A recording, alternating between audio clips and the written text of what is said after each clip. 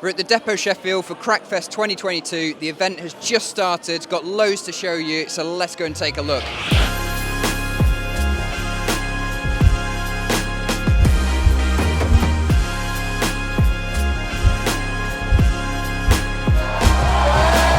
The first things as the competitors walk in are the Crackfest trophies. We had to get rid of our other Crackfest trophies. If you want to see what they were, then you should check out our original Crackfest video, you'll like that. But these are the new Crackfest trophies. It's a proper trophy. They're gonna feel psyched when they hold that, the winner. It's like you want to win that, it's a good trophy. You came here for crack, so let's go and check out some crack problems.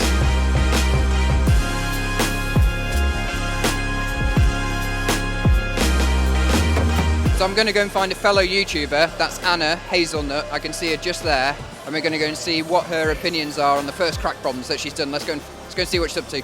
Are you enjoying Crackfest? Oh my gosh, it's been so fun. I just did this like after I don't know how many attempts, I stopped counting, this dyno into a crack, and now I'm doing this black climb, but my fist was too small for the fist jam.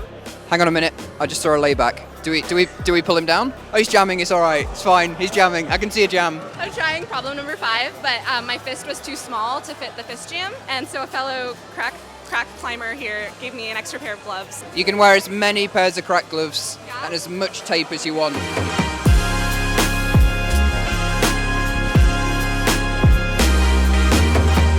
So the next problem we're going to look at is the slippery Kong problem. So it's some volumes with basically no texture inside them, and they're just like varnished wood. So we're going to go and have a look at that. I want to see how people are getting on with the jams, because I thought it was like a little bit tricky, but I have seen some people kind of smashing up it. So the problem starts on a couple of undercuts, and then you have 2 slippery jams, a bit more of a grippy jam, slippy ones, and then you have some cray at the top. So it's like really flared. This is probably like the 3rd hardest problem of the whole set. It's tricky. I wasn't really sure how to approach it, to be honest. Didn't really expect to get that far, but... Do you have any other kind of options that you might go for? I have no idea what I'm doing. I just never done crack climbing before, so I just... Have you never crack climbed? No. This guy's never crack climbed, and he nearly just topped this is the 3rd hardest boulder. Yeah. I would go for a jam, a hand jam this way round. Yeah. Right at the back, low down, and then match in this way, right at the back, and then you want to reach out to the finishing jug. So you may have also noticed that it's actually just me today at Wide Boys Crackfest.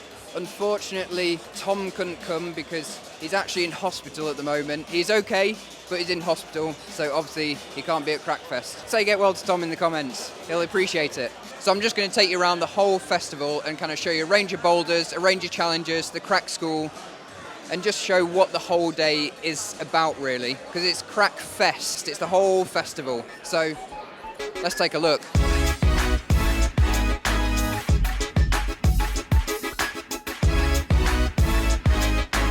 We started setting on Wednesday. We finished at 11 o'clock last night. We were still also tweaking all the problems this morning, basically 2 minutes before everybody came into the building. But we've got like loads of different holds and volumes on the walls, so it's not just our holds and volumes. We've got loads of like blocks volumes, cheetah volumes, simple volumes, rock city volumes, all these like massive cubes and big shapes to make weird and funky crack style problems. Crack climbing can be incorporated into normal style bouldering in a fun way.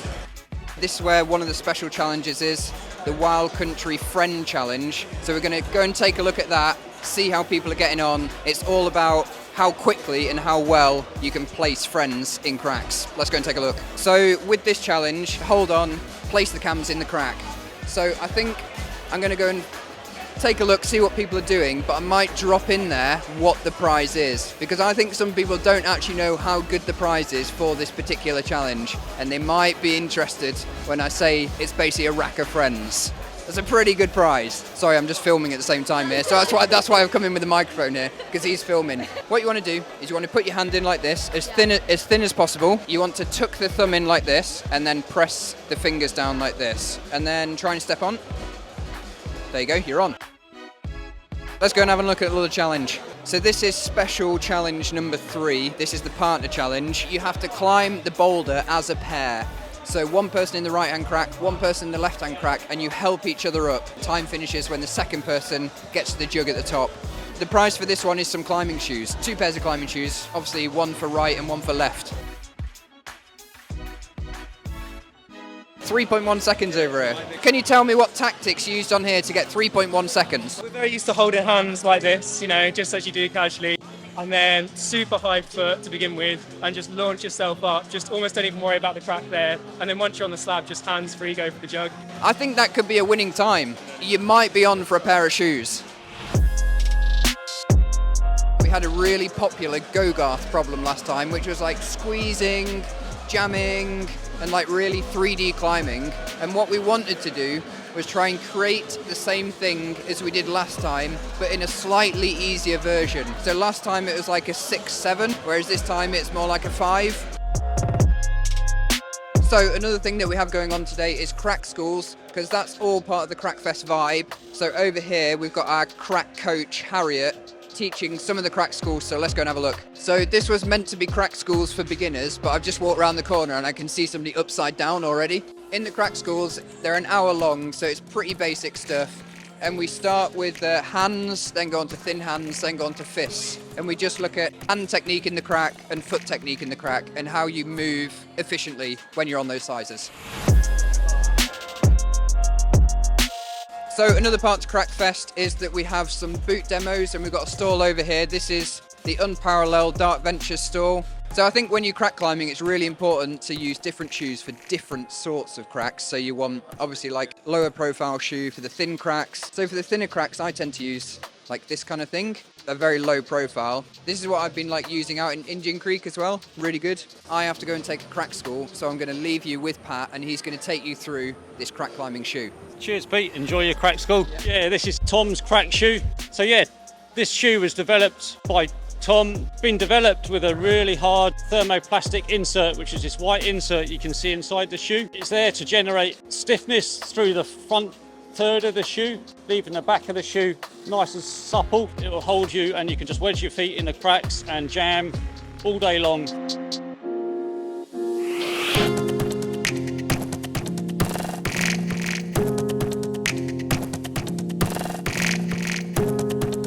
Is laybacking a valid technique for you in crack climbing? Yes. Yes.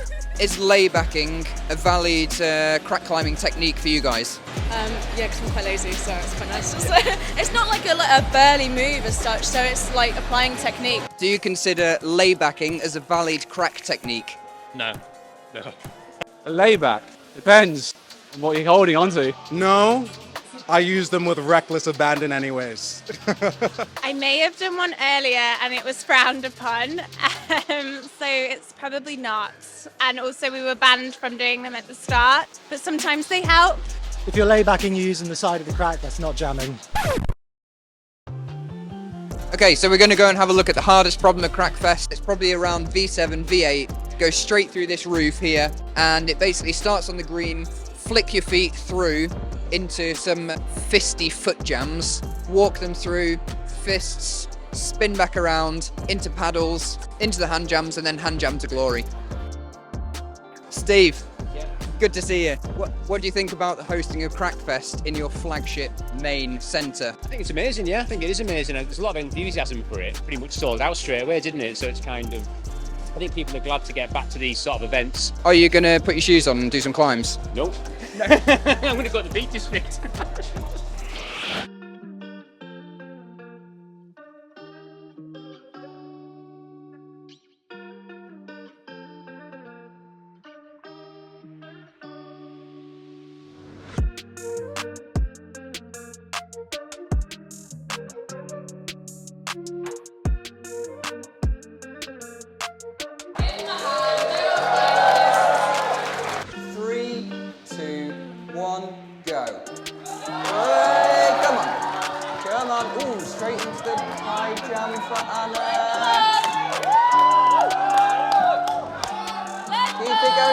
Neck and neck in the jumps. Come on. 3, 2, 1, go! Oh!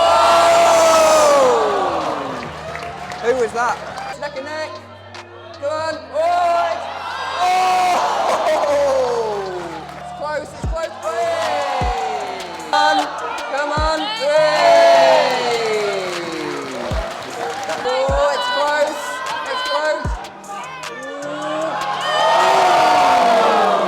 Ooh, that was close. That was close.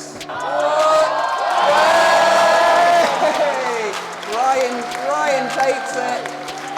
Neck and neck, right to the end. Good effort, guys. I should say thank you very much, everybody, for coming, participating, and just having a really good time. Also, again, sends his apologies that he can't make it, but we should thank Tom as well, because obviously he helped a lot with the event, so we should give Tom a round of applause, and sorry that can't make it. The crack queen. Nice. Yeah. Congrats. Well done. Well done. Congrats. Nicely done. Nicely done. So for everybody who was here, we'd love to know which problem you enjoyed the most. Leave us a comment. And for everybody who wasn't here, you should check out our behind the scenes video of Crackfest, which is just there. And one final thing, we should say thank you to the Depot Sheffield, all the sponsors involved. I'll put link in the descriptions. Check those out. Check that video out. Nice one.